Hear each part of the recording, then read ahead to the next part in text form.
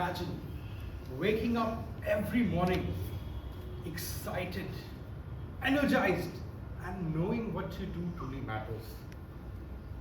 And now imagine waking up like most people, snoozing that button 5 times and dragging yourself out of bed and wondering, why am I even doing this? There is a beautiful Japanese word which makes life truly meaningful. Ikigai. The reason for being. The thing that makes you jump out of bed instead of snoozing your way through life. I needed to find my Ikigai.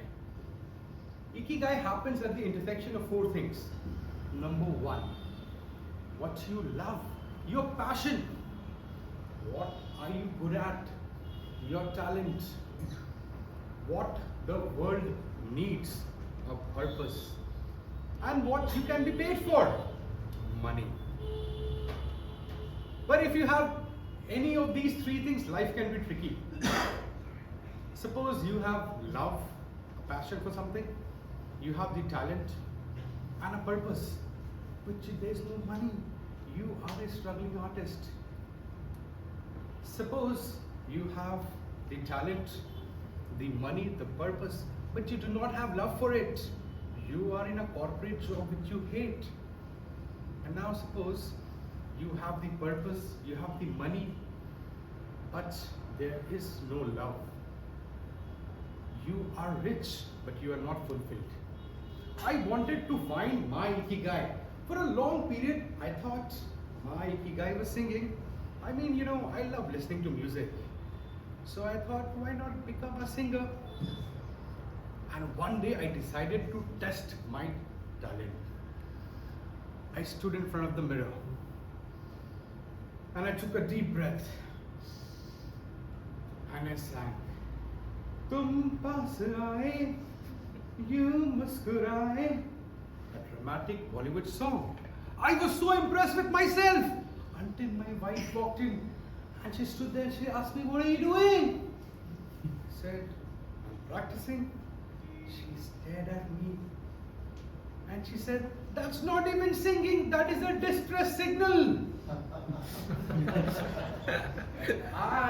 Being I refused to give up. I signed up for a karaoke night and I took the mic and I closed my eyes and I sang my heart out. Phige hoot tere, pyasa dil mera. A romantic Bollywood song. The audience, they did not applaud. They did not even boo me. They just sat like you guys in silence and probably debating amongst each other whether they should evacuate the building. And that's when I realized that I might love singing, but singing doesn't love me back. I'm not good at it, and the world doesn't need me to sing. And forget getting paid for it. They might pay me to stop. I realized that this is not my Ikigai.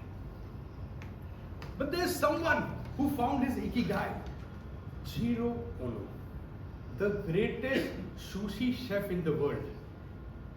At the age of 9, he started making sushi. He used to wake up at dawn to perfect the art of making sushi. He wasn't chasing money or fame or any Michelin star. He just loved making sushi and he was getting better at it each day. And guess what? In a tiny restaurant with 10 seats in Tokyo, he earned 3 Michelin stars. And even Barack Obama dined there once. And he said, this was the best sushi I have ever had. Jiro found his Ikigai. He did not retire at the age of 60 or 70. He's over 90 now and he is still making sushi. I realize when you love what you love to do, work isn't a burden, it's a joy. after my tragic singing career, which ended even before it began, I wondered, what else am I good at? And then I walked into Toastmaster, Kolkata Toastmasters, and then to City of Joy Toastmasters. I gave my first speech. People clapped for me. They laughed. And I thought, wow, I love this. Then I realized that I love speaking. I am a good storyteller, at least my wife says that.